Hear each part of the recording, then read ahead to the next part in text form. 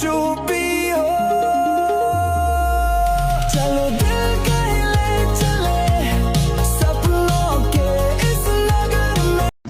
চলো শুরু থেকে শুরু করা যাক। তো দিনটি ছিল আগস্টের 20 তারিখ। আমরা ঘুরতে বেরিয়ে পড়ি সব ফ্রেন্ডরা মিলে।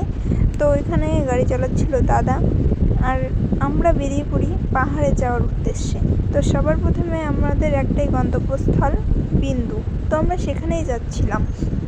তো যাওয়ার পথে এমন ঘটনা ঘটবে আমরা ভাবতে পারিনি। তো কী ঘটনা ঘটেছিল চলো তোমাদের বলি। তো প্রথমে আমরা মজায় ছিলাম যে আমরা বিন্দু ঘুরতে যাচ্ছি। তো সবাই গাড়িতে বসে খুব মজা করছিলাম বান্ধবীরা মিলে।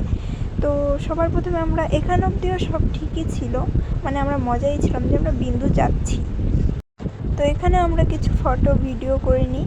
তো ভিউ পয়েন্টটা খুব সুন্দর ছিল। তারপর আমরা চলে আসি জলঢাকা নদীর পাশে, আমাদের গাড়িটা থামিয়ে আমরা বলি যে দাদা আমরা ফটো তুলবো। তারপর এখানে আমরা কিছু ভিডিও ফটো তুলে নিই। আর ঘুরতে যেতে কার কার ভালো লাগে আমার কমেন্টে কমেন্ট করো তোমরা, আমি দেখতে চাই কার কার ভালো লাগে। আমার তো খুব ভালো লাগে। তারপর আমরা গাড়িতে আবার উঠে পড়ি। আমরা আবার ফিল নিতে আর এখানে বৃষ্টি পড়ছিল, আর ছোটো ছোটো ঝর্নার জল আসছিল রাস্তা দিয়ে, যেগুলোর ফিল নিতে আমরা যাচ্ছিলাম। তো দিনটা খুব ভালো কেটেছিল আমাদের আজ। তো আমরা 3 মূর্তি মাথা বের করে মজা নিচ্ছিলাম।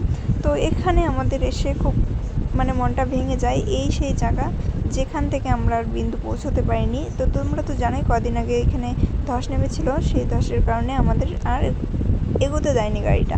তারপর আমরা চলে আসি ঝালংয়ে, যে মনটা ঠিক করতেই হবে।